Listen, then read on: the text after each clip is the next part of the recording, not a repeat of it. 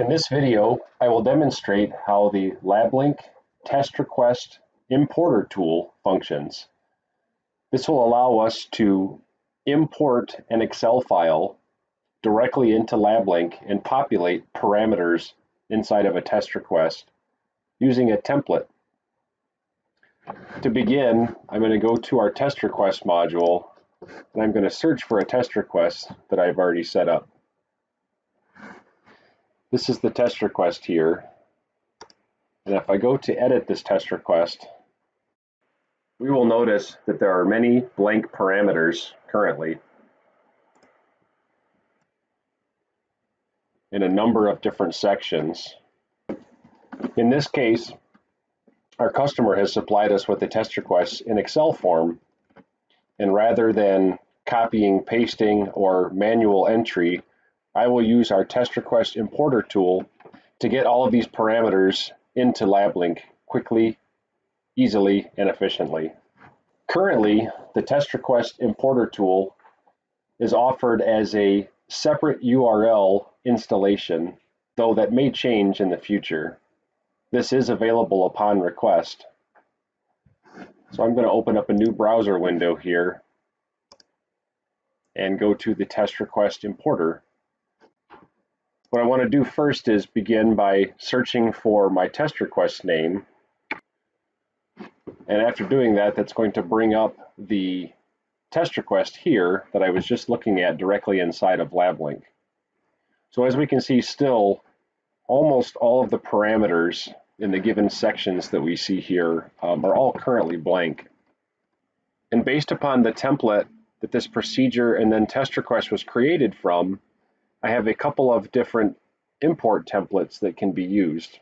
I could use one of these, modify these, or even create a new one. But essentially, we're looking at this test request now. And what I'm going to do is choose an Excel file that contains the information that I want to use. And that's this Excel file here. Now, real quickly, what I'm going to do is I'm going to open up this Excel file and we'll see what that Excel file looks like in its native form. So if we look here, we have a somewhat filled out test request inside of Excel with a number of different vehicle test parameters. So a front brake system, a rear brake system, some information on torque specifications, weights, a number of different variables that have all been populated inside of this Excel sheet. So I'm going to close this Excel sheet now. If we go back to our test request importer tool, so I've selected this Excel sheet. Now I have these two different import templates that I could use.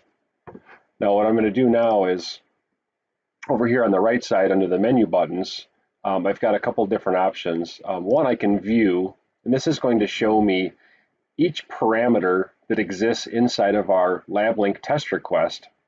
And then it's going to tell me the value inside of the Excel file, the cell location that it's going to go to find that. So for example, vehicle number is going to go to H6. And if any of this was incorrect, I'd have the opportunity to modify this using the edit. Some of these parameters require a unit as well. So vehicle number does not, however wheelbase does, where we want to know if that's in inches, millimeters, feet, etc. So in places where we have a unit that is important, we have the ability to capture that separately. Okay, so I'm going to go down here and click OK. I will show quickly what it would look like if we wanted to edit this. So if I go into edit, this is going to show me the test request parameters individually. And then each one of those here is going to give me the opportunity to modify where we are looking at inside of the Excel form for these locations here. So for vehicle number here, H6, I could change this if need be.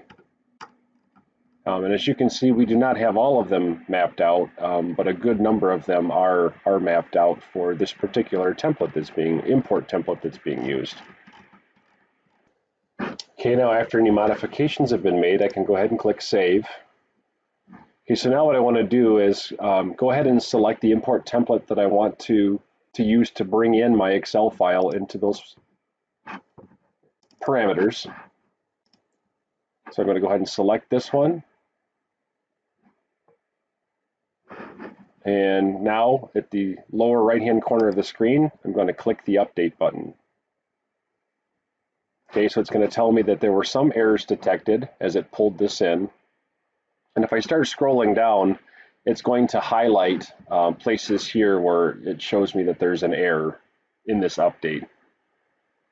Anything that's highlighted and shaded in yellow is going to show me that this was a place where we brought a value in.